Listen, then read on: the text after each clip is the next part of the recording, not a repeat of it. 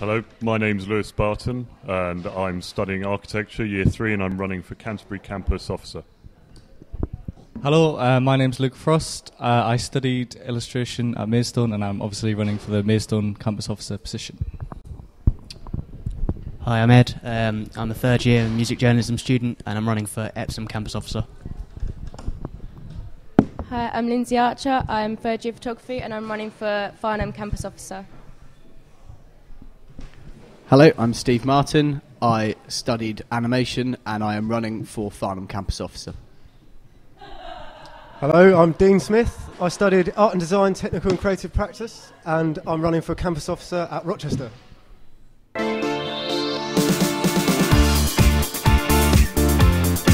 On the subject of is UCA worth £8,500 a year, I don't believe that any university is worth £8,500 a year, and particularly UCA in the sense that before it even became a university, the respective colleges within it were giving a fairly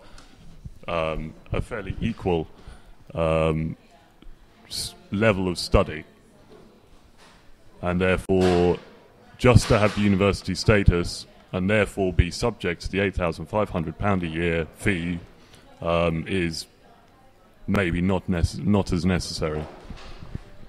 I'd say it's a double-edged question. I don't particularly like delving into the whole idea of students as consumers, really. But I'd say kind of is worth it, because if you remember in the new fees regime, you'd be paying back after you earn £21,000, and I think actually it represents quite a good value for money. That's my general outline, anyway. I think it's quite difficult to say, really. I mean, it's difficult to justify quite a high amount. But I think if you want to do the course, you should pay anything, really. I mean, if it's the career direction that you want to go to, then I think it's probably justifiable to pay, whatever money. I mean, you don't have to pay it straight back. Yeah, that's it. I think that it is worth the money if the courses and facilities are improved. It's definitely worth, especially the experience you get from it.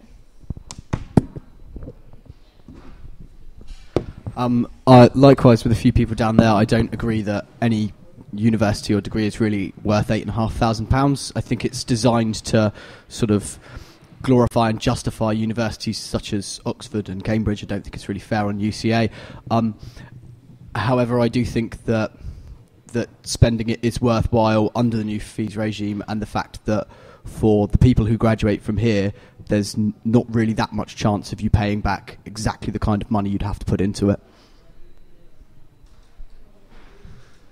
And in the grand scheme of things, with all comparison to other universities and what they're charging and what they're delivering, I feel that UCA isn't worth £8,500. I feel that it could be, but a lot of work needs to be done to reach that point where it's worth that amount of money. I just kind of wanted to start by pointing out just an interesting perspective from Maidstone, at least, is that as far as I know, and I might be wrong about one course, broadcast media, but the rest of them, actually no, I don't think any students at Maidstone will ever pay £8,500 because of the fact that there is no first year there. But I think that if they did, if we did have a first year next year and we had the situation we've got now, for other panellists I'll say that we've got Mid-Kent College, who next door is kind of coming into the building and leasing space, and eventually they'll own it, and it'll be half at one point, and then a minority of UCA students. I don't think that if they did pay £8,500, even though they're paying, even now when they're paying £3,500 or whatever it is, I don't think that's very good. I don't think you're going to get a university experience from that. I think that's more of a point than anything else. Yeah.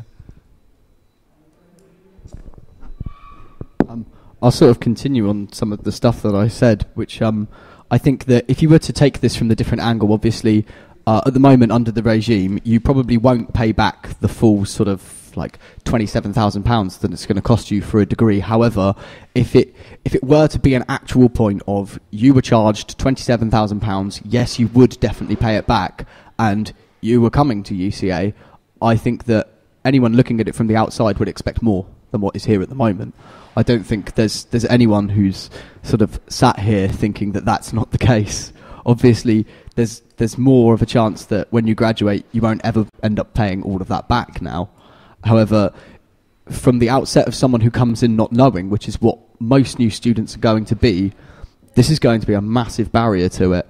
And this is going to be a massive barrier whereby if the university really wants to achieve its outcomes of bringing in enough students, and it wants to bring in sort of students and give them the experience they're looking for, then I think they're actually going to have to really concentrate on the core element of getting them out with a good degree that helps them progress in life. And I think that at the moment, most people would not see a correlation between what they offer right now and £27,000 if you looked at it from the outset that they'll be looking at it from.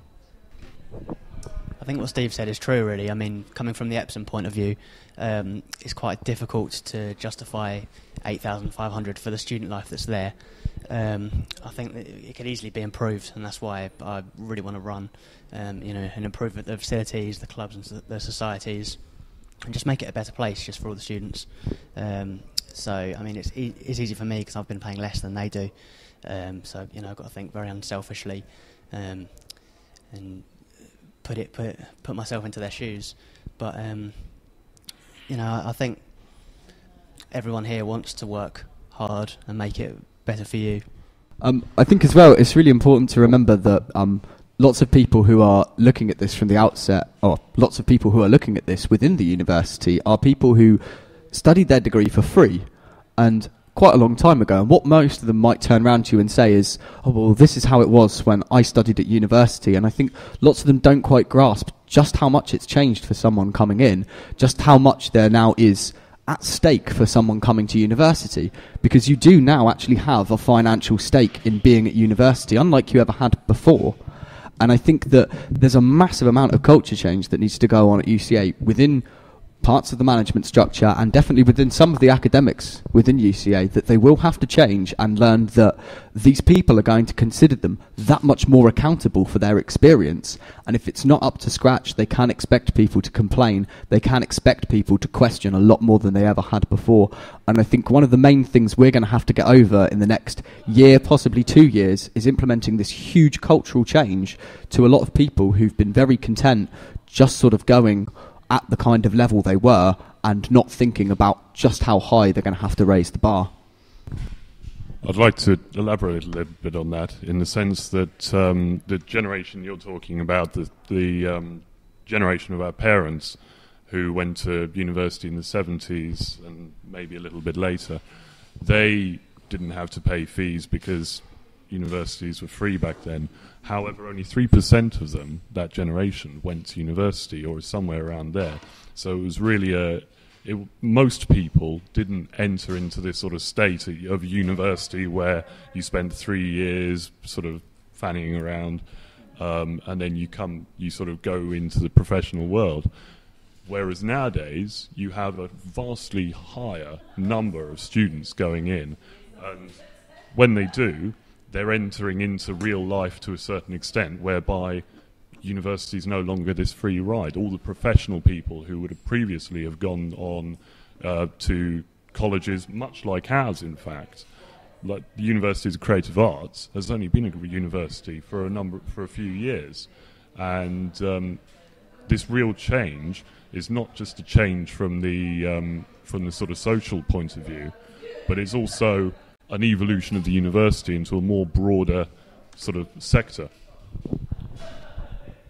I'd like to just come in on a point made by Steve just there. You were saying kind of like, I agree that students will, questioning of the institution, questioning of is this worth this amount of money, will increase. But I think we need to be mindful, and we need to actually communicate this properly, that nothing is at stake. Because you've got to remember, if they don't, when they earn above 21k, that's when they start paying back. There's no penalty for not paying back. There's no, you know what I mean? You're not going to get penalised. You're not going to have bailiffs coming to your door. And this needs to be communicated. I think this government has failed to communicate this properly. I think they've tried, and especially when the tuition fee debate was going on in 2010, they were trying to say that. This doesn't mean I agree with tuition fees, because I don't. But I'm saying we can't say that they're at stake, because they're not. I mean, if you earn 22 grand, for example, you only pay 9% over what you over that £21,000 barrier, so it'll only be about 90 quid a year. So we have to be really mindful of that. We have to make sure students know that. Students who are in here need to know that as well. But it doesn't mean that they're questioning it and striving for a better university experience is any less valid, because it always was valid, still is valid, and always will be valid. So.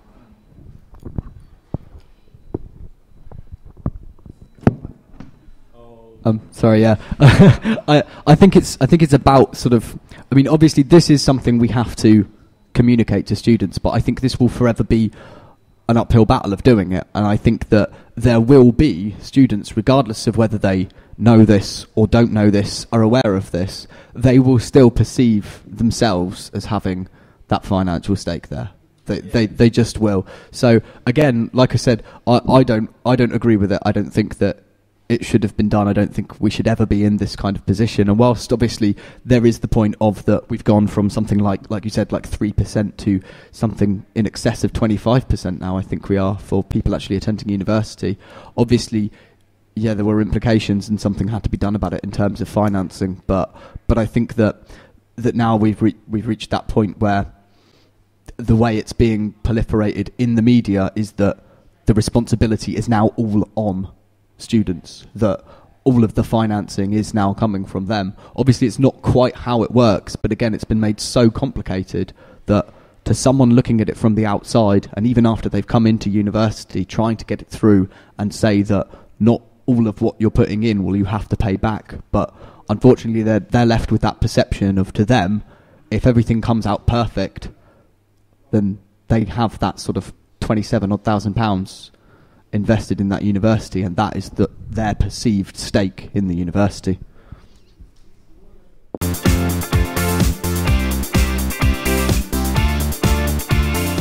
When I was studying, I was paying about £3,000, just over £3,000. With it now at 8.5, they really need to deliver an effective course, or they need to deliver effectively to students. Now, according to the recently published NSS results, we've got roughly a quarter of students that are dissatisfied with their courses that the UCA supply to them. Now, we've got a new course representative system which has been working this year, and there's a staff restructure which has happened this year as well. With the combination of them, monitoring of them, and the pushing of them for their efficiency and success, we should be able to deliver a course and an experience that is worth £8,500. But this quarter of students being dissatisfied needs to be stamped out. We really need to push these two systems to make sure that they deliver for the students.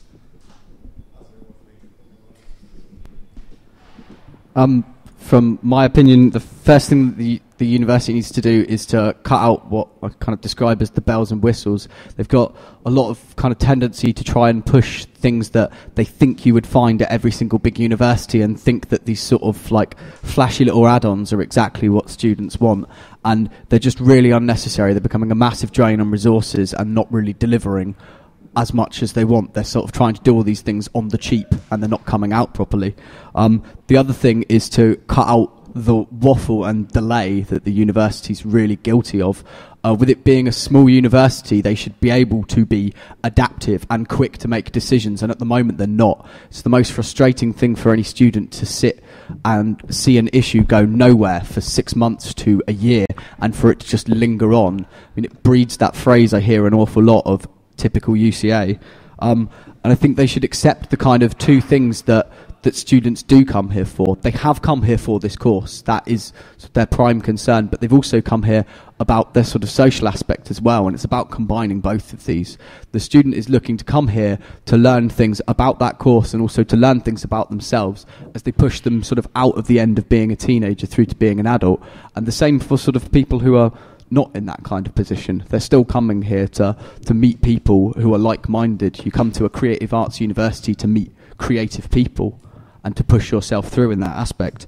And I think the main thing they need to do is they need to listen to what the students have to say. They need to explain things to them really clearly, and they need to actually commit to this idea of being partners properly and with meaning, rather than the sort of half-hearted way that I think they're doing it at the moment.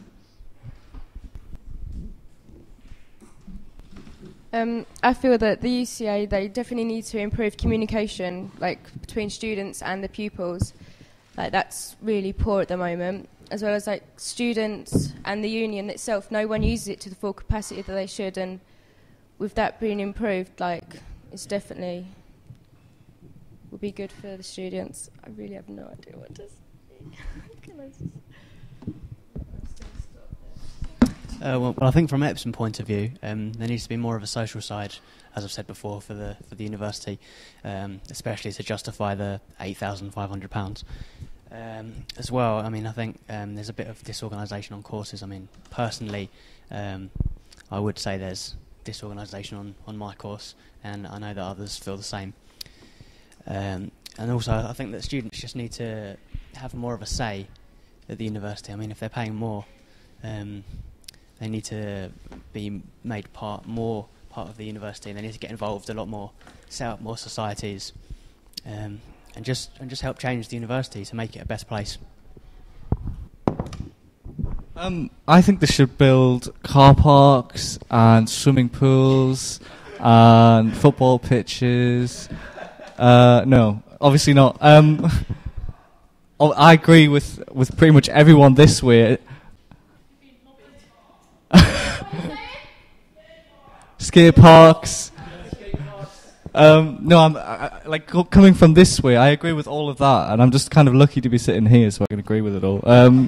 But no, I think you have to remember with tuition fees. Okay, the tuition fees have risen for students, but the uni isn't getting any more money. They're getting the same amount of money, if not less. So they have to consolidate. They are consolidating. Now, by that, I don't mean course cuts. I don't mean losing lecturers. I don't mean losing the staff-student ratio or anything like that. I mean just simple good management, as I think it was Stephen and Dean was saying. I also think that the union has to step in as well. We need to get good at this. We need to get good at clubs and socks. I agree with you. We need to feed clubs and socks into academic life, I think, and have good... I say, for example, in Maidstone, the Life Drawing Society, or in Maidstone, the Prince Charles Film Club, which feeds into the video arts production course, and getting that embedded in academic life, instead of struggling with, I mean, football, obviously, and rugby and everything, that's really great as well. But I think using the academic life as a touch base to kind of spring off that and create clubs and societies out of that. And the course rep system, I mean, for me, it is one of my priorities in my manifesto and everything like that. I really want to continue to reform it and make sure that students, when they've got day-to-day problems, have someone to go to, a student, not a staff member, who can then take it forward to us or wherever it needs to go to be resolved. So there's a lot of different things we can do as a union, and there's a lot of different things the university can do. So yeah, I agree with all of that, really. And I agree with everybody.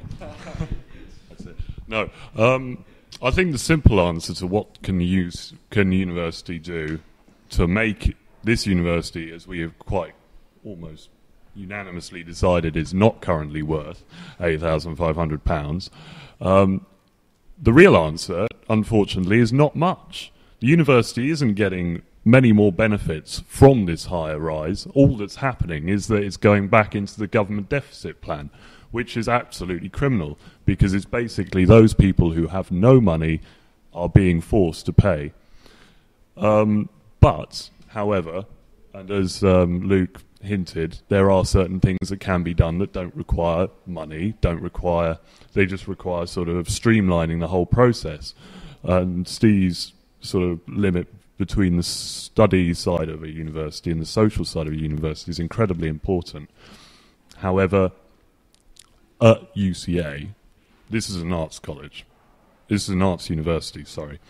And it's not so much about the grade, and it's more about the realm of personal development that you get throughout that time, the contacts that you make, and the progress that you make in your art and your work in general. That's key. And if we can't provide any form of progress, then we might as well just go home and say, just hang up our hats. As far as flashy add-ons go, I think that universities' sort of quick turnaround speed has actually been demonstrated quite well in the staff redundancies that we're seeing at the moment. So I think there's something that could maybe be looked at in that area. But as far as general decision making goes, quick decisions often cost more on a sort of success level and on a monetary level than decisions made over a slower time. So we need to really temper our aspirations as far as the university goes. And that's, as Luke has said, where the union steps in. We are the social side of the university, and we're the representatives of the student body. So we need to be doing a double sort of impact, in the sense of we need to be showing the university that they're not worth £8,500, and we need to be sort of saying, you're not worth £8,500. Your social life is absolutely terrible. You've got campuses without bars. You've got campuses where bars are closing. Let us help you. Let us do our thing, because, to be fair, we're all ex-students. We know how to have a good time.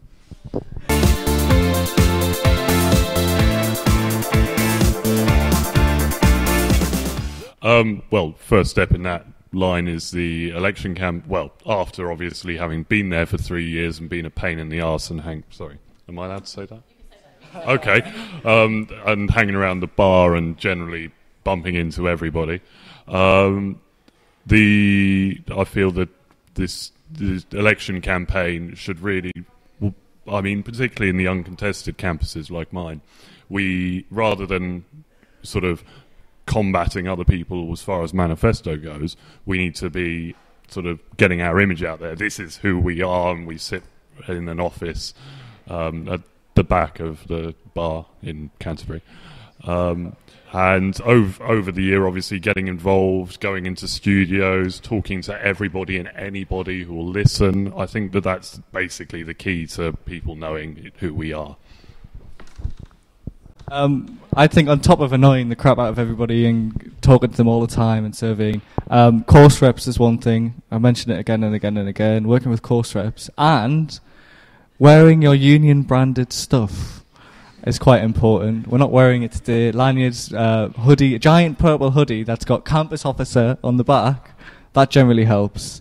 To the point where staff in Maidstone will be like, everybody knows who you are now. Why do you wear that? And it's just like, well, just in case someone doesn't.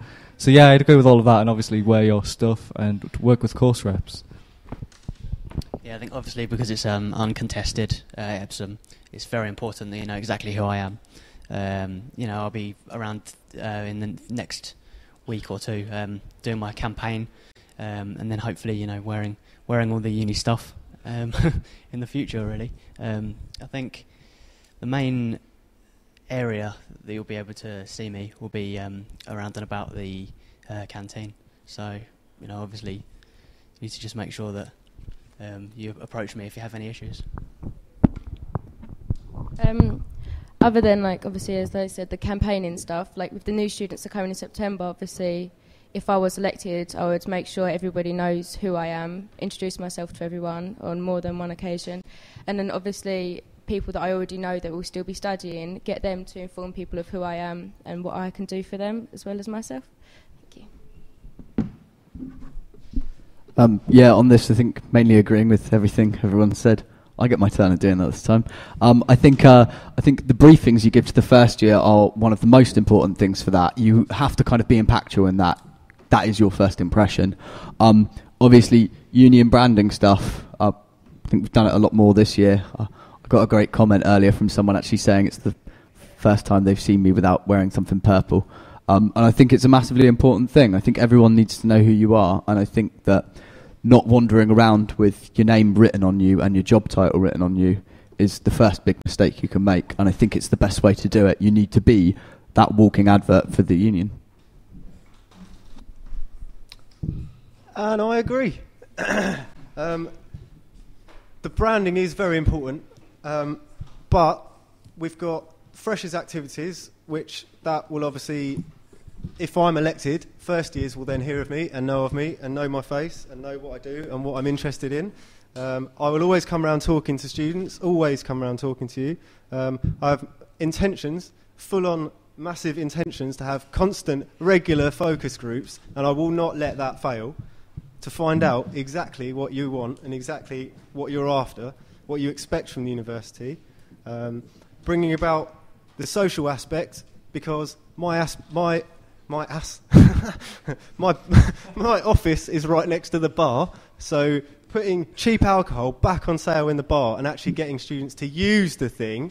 Sorry guys, it might annoy you, but I intend to do that. And clubs and societies, to really get you all involved with clubs and societies. I will be pushing that on all 5 campuses and making sure it'll all happen if I'm elected, which hopefully I will be.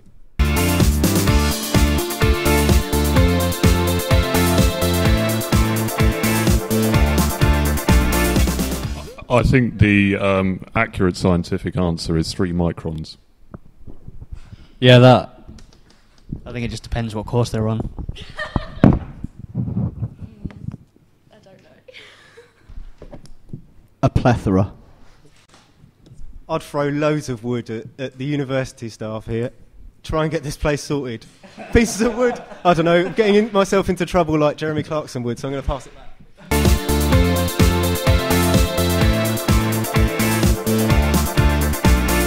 For Rochester, there isn't really much in terms of what you've got here for Glasshouse. We haven't really got a venue. We haven't even got anywhere that sells cheap alcohol. So there's a lot that can be done from the Rochester perspective. In terms of Farnham, could probably have more of a presence, helping out with the events, all 5 officers maybe, if it's possible. There'll be time constraints, but yeah, it's a difficult question to answer, that one. From my Okay, I'm going to have to take quite a bit of time on this one. I think you'll understand. Okay, lots of the problems obviously stem from the fact that we did works over the summer, and we learnt on one particular night that using the new box office didn't work. For anyone who's been back since, obviously things have changed over, and we've started using the old box office again because it never didn't work. I think there's always a really, really important distinction to sort of draw with this in terms of the union. Yes, undoubtedly, this could be made better. The problem with it is that Farnham is the only venue that we offer on any of the 5 campuses. You'll hear everybody else say this in tandem, that they don't have it anywhere else. We're the only ones with it. The reason we have it is this is the commercial end of the student union. This is how the student union makes some of the money it needs to operate. The student union doesn't do this because it wants to, or because there's anything to massively sort of gain in terms of us or the staff there. The simple thing is that the union is placed in this position by the university. The university does not give the student union enough money to run. It forces the student union to have commercial entities to make money in order to operate and be able to give all the other services in terms of clubs, societies, advice, representation across all 5 campuses. It's unfortunate, and I hear everybody a lot of the time saying this place is expensive, the service isn't as good as I want it to be, there's not enough of variation in the nights that we put on, and part of it's down to sort of our geography of being in a small town in Surrey, but a lot of it comes down to this fact that essentially the university has forced us into a corner to make money from this. If you genuinely want the student union as a venue in Farnham to get better, there's one simple way to do that. You need to support the union in pushing the university to give us more money to run. If we are less dependent on using that to fund the union as it is at the moment, then we will be less inclined to have to make it expensive or not invest as much money in it. It will still bring in money in that case, but if we can be put in the position where we have to be less inclined to use it, it will become better. I agree, obviously, with what Steve's saying, obviously, because the Farnham campus. I also agree that students don't really enjoy the nights, but then no one's actually participating in the entertainments team or anything to do with the union. They just come up to the nights and then complain about them. But if they join in and participate in organising the nights as well, then obviously it's going to improve the union, which is going to benefit everyone, and obviously put money, as Steve said, back into the union, which can create better nights all round. Well, I think it's pretty obvious that Epsom needs a better union. I mean, the facilities we've got aren't good enough to for the students that we have now. We need a bar. I mean, behind us you can see the SU bar maybe here. So I mean, Farnham are quite lucky to have that, and the stage. I very much like that with my work with the Music Appreciation Society, putting on the gigs there. I'd really like the stage, but obviously it's here, so I don't think they're going to let us have it. And I just think that it just needs a bit more funding, and I need the students to help just build a better union, really, and obviously a bit more funding. Yeah, of course the union needs improving. I'm only going to talk about Maidstone. I'm not going to talk about Farnham. I'm not going to talk about anything else. As a union, we're still small, but we're building, and I think over the past few years it's been getting better. The reforms put in place internally with all the boring structures and all that. That's been really good. But in Maidstone, what we need to do is just keep talking to each other and work as a community and just talk to each other all the time. Come to uni and talk about what problems we've got. Come see me, if elected, and sort things out. I think we need to work as a community, and I think that's what the union is. It's a union of students, and we need to act that way. And I think in Maidstone that is the case sometimes, but I do worry about some courses. I particularly worry about first years. First years are going to end up in 2013-14 sort of alone. Talking to everybody today has been a great experience, especially from my point of view, because I've not really been to any other of the campuses. And in Canterbury, we've had our bar has been on the verge of closure for the last 4 years, and it's a university-run bar. This is the only SU-run bar in the whole sort of system. But talking to everybody else, I actually realise how lucky we are that we still have a functioning bar that has got some very dedicated staff working in it. So as far as the union's concerned, I think that we really need to pick up the pieces that are left by the university's sort of recent swathe of sort of ill management that we started this debate on. We need to pick up the pieces from this, and we need to look at how we can keep the this sort of student experience going. In my personal opinion, it is still viable as a solution to say the university takes over most 90% of the social aspects of the university. The SU takes that over. For example, and I know it's going to be an unpopular thing, and it's probably will be hissed at by everybody, but if we could take control of the bars, then we would have a great foundation, and we would have a base, we would have a headquarter in every single campus, because the problem with the union in Canterbury particularly is they have 2 offices, one of which is full of leaflets that are actually supposed to be the student advice sort of leaflets. They're just stacked high over the wall, and anybody from Canterbury will know exactly what I'm talking about. Sort of this massive wall of leaflets and advice, and that's as far as you get. After that, if you really delve into the maze, then you end up at Pat's office, the campus officer's office. We lack any form of grounding where the students can actually go and say, this is student union run, we like it here, therefore we think the student union has a direct impact on our welfare. Whereas now, we're looking at the political side of the student union, talking about fighting back, talking about doing all these things, where we don't have a student base that the students can call their own, and therefore, since they're the executives, in a sense, the executives of the student union, they're the controllers of the student union, they have no physical link with the student union, apart from the people within it.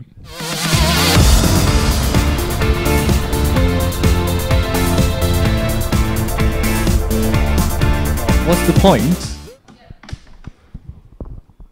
Well, we're here to help you for a start. I mean, if you were to approach us, which obviously not all students think they can, not all students know about it, but the point is that we represent students whenever they need help, if we can, and most of the time we can, and our job is to help you. Make sure that your life is good at this university. Make sure that if you get yourself in a pickle in any way, or if you're upset or you're not happy about your course, or if you want to take part, but all that aside, if you want to take part in a club or society, if you want some funding to start a club, we're here.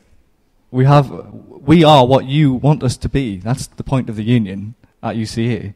Same for any union, really, but yeah, that's what I would say. Yeah, pretty much just what Luke said. I mean, if you want to approach someone, it's probably better to approach a student, really. We've been there before. We know some of the issues that you faced. You know, we were once students in quite recent years, so you know, and we just want to help you out, really. So yeah, pretty much that it. What's the point in us? I'd say you have to ask, then what are we? And the simple answer is, we are you. We are here to represent you within the university, to get things for you and to sort things for you. There's a sort of idea floating around at the moment to scrap student unions in favour of sort of ombudsmen, so sort of like businessy qualified people who won't really be attached to the experience here. The point is, we come from the student population in order to be part of the student population within meetings in the university and within dealing with the university. It comes to a simple point of that, if you have these massive problems, would you really find it easier to go and sort of take this sort of difficult debate up with a staff member, or would you find it easier to take it to someone who has been here, has been through something pretty similar to what you've been through, and for us to lead it forward? In that case, we are effectively your ambassadors within it, and we are accountable only to the students, nobody else. There's no one in the university who can turn around and tell us not to do something. The only people who can tell us not to do something or to do something are the students. That is the purpose of us.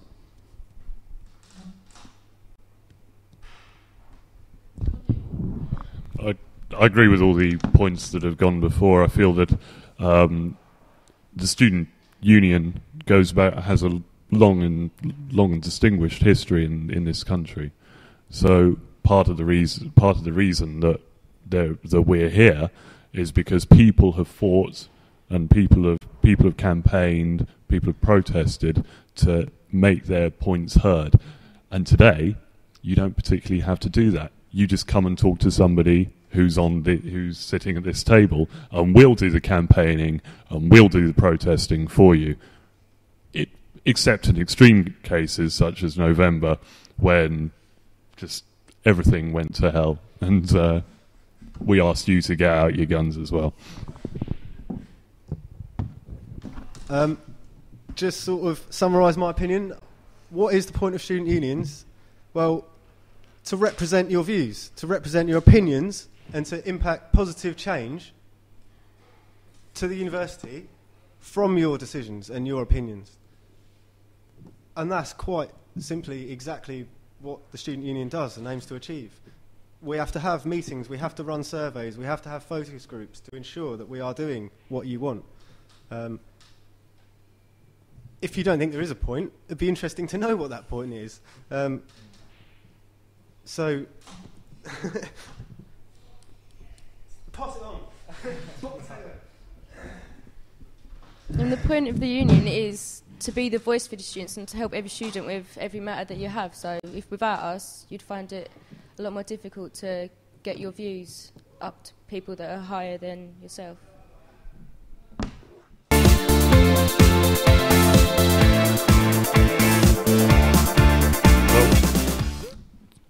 To vote for me, I think you'd have to be. I don't know why you should vote for me. Maybe it's because I can get your points across, as I'm not getting this one across. I listen to people occasionally. I say what I think frequently, and I try to keep an unbiased and completely sort of social point of view at any time during any situation. So, yeah, that's why I think you should vote for me. I think you should vote number 1 for me next week because I just want to protect Maidstone. I mean, that's always what I've been about. Any Maidstone student who knows me will know that my priority is protecting your course, your facilities, your rooms during consolidation. Consolidation? That's the right word, isn't it? I'm getting mixed up with collaboration, the Mid-Kent collaboration. Yeah, but they are consolidating as well, and I want to try and protect things. We've had meetings, I've always been in them, I'm always listening out, I'm always listening to your opinion, so I really would appreciate your vote next week. I think you should vote for me because I think that for me, student satisfaction is the top priority at the university. That's what they should be really focused on, just making sure that all students are happy. And I'm someone who will listen to you, and I'm somebody who's, going to do the things that you want. I'm with the Music Appreciation Society. I'm putting on gigs just to try and make it a better place, and I just want to help you, and you can help me, and we'll just make it a better university to study at. Well, I think you should vote for me. I'm obviously going to listen to every point you have and do my best to get them heard. To improve your union, that's always a major factor to improve your experience as a student, including getting you involved into clubs and societies, make them more aware of what is actually available for you to do. So, vote for me. I'd like you to vote number 1 for me because it is, sadly enough, my continued ambition to make something of this place. I fell into a sort of strange gap on a survey we did where I came up with a negative result on satisfaction, and yet I still stated that I was proud to have studied at UCA. And I do think that that's really evident that you can not be satisfied with this place overall and still be proud of being here. I was proud of being somewhere where the people around me informed what I did, and I was proud of getting to a place where I could have the opportunity to become an artist. And I think that making it a place where you're not only proud but you're satisfied should be something that we completely strive for, and it will be something that I want to completely strive for, and that's why I think you should vote number 1 for me. Well, I think you should vote for me because I will listen to you. I'll make sure that I'm not acting solo. I'm not doing what I want to do, and that I'm doing exactly as you tell me to do, through focus groups, as I've already mentioned, and plenty of communication.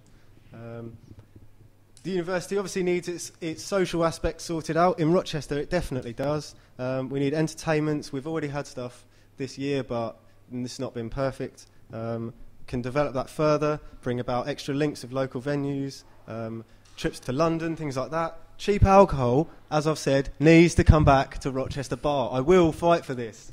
I will. It doesn't matter what you all say, I will be fighting for it. Push the course representative system to really improve and really become what it has potential to become. And clubs and societies, most importantly for me, needs a cultural change. It really needs to be pushed and turned around.